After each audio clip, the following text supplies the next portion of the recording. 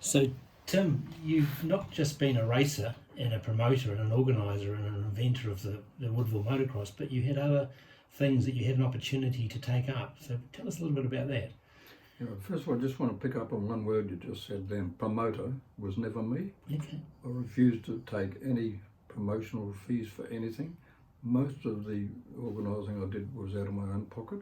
Sometimes, if it was a good event, I would get my own expenses travelling or whatever, but never did get, I was never a promoter and I never wanted to be one. So that was one thing I just wanted to sort that one out. Very good, very good. Okay, so the end of 1963, we'd been married 2 years and we decided that we should return to New Zealand.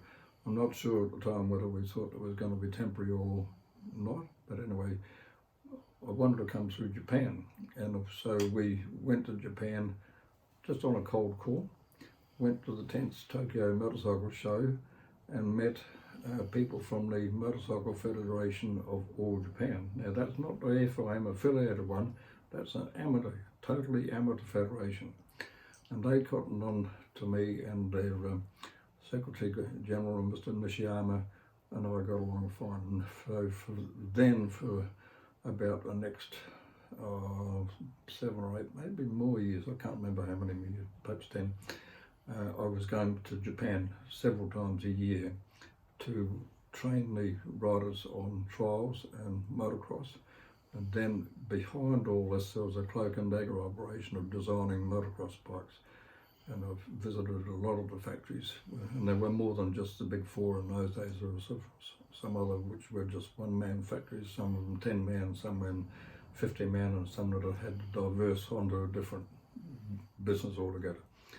So they were quite interesting people to talk to, and we never told the last one where we were today or where we're going tomorrow. So it was quite a cloak and dagger secretive thing, but very, very interesting because I was talking to people who had never been out of the concrete jungle of Japan, never seen an open grass field, never seen what a motocross was, had absolutely no idea other than design the bikes that they were doing at the time.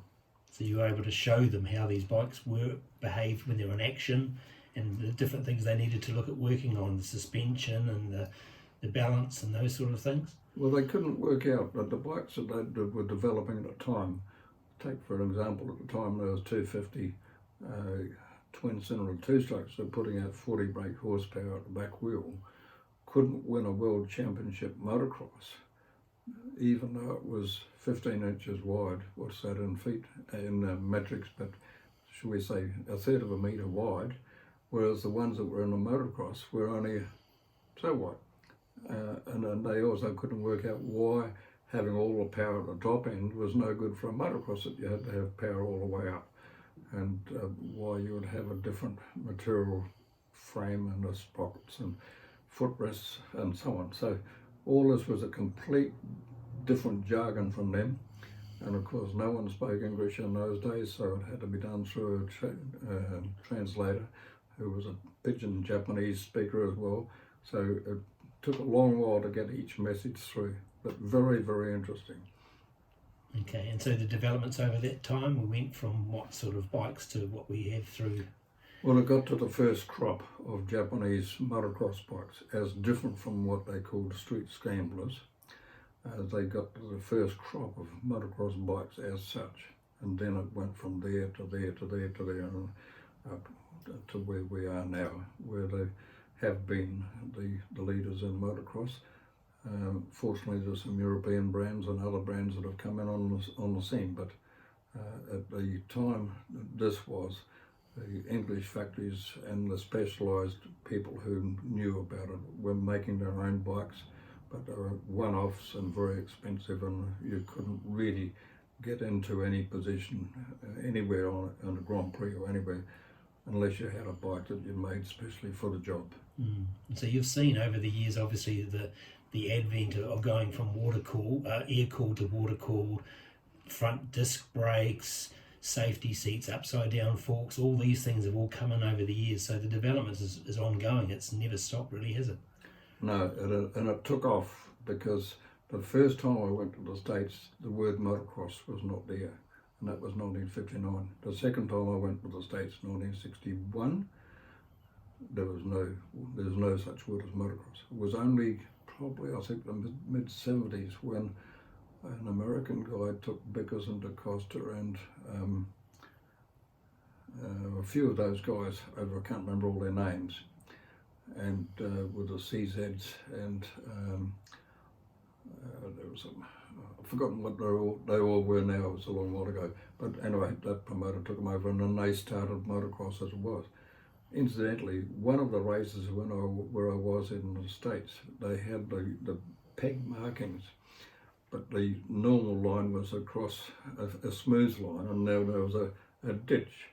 And I was within the pegs. I jumped the ditch just for something to do. I was bored because it was so smooth, and I was disqualified by the AMA referee for jumping the ditch. It was too dangerous.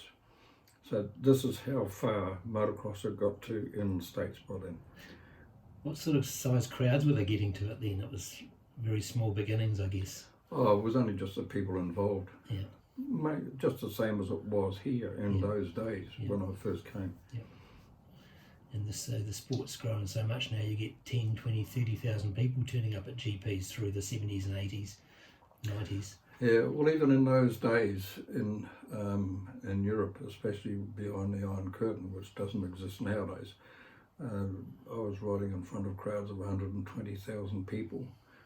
They had to be there because the communist leadership had told them to go to that, make a propaganda thing of it, and they had nothing else to do anyway, so they might as well go to it. So, but it wasn't unusual to have 20, 30, 40,000 an ordinary weekend village motocross in France or Belgium. That would have really played on your mind a bit. I mean, how was it to ride in front of crowds that big? Didn't bother me at all because my job was to ride the motocross. Okay. And then, of course, that's also helped for the sport to grow and it become more widespread and more commonplace. In those days, motocross in Europe was the second most popular sport to soccer, or football as they call it now. So it was a big, big thing. Of course, now sport has diversified so much, even to what's this antic they're going to bring into the Olympics nowadays? Breakdancing. Whatever that thing is. It's just so ridiculous, but there's so many break-offs from that now, and even in motorcycling we've seen so many break-offs and changes of style and what you do, so I don't know where the finish is. Okay, and now at age 87, what involvement do you have with motocross now? You still go occasionally and watch? Yeah, I do, and I take a lot of notice of that. I also go to some road races.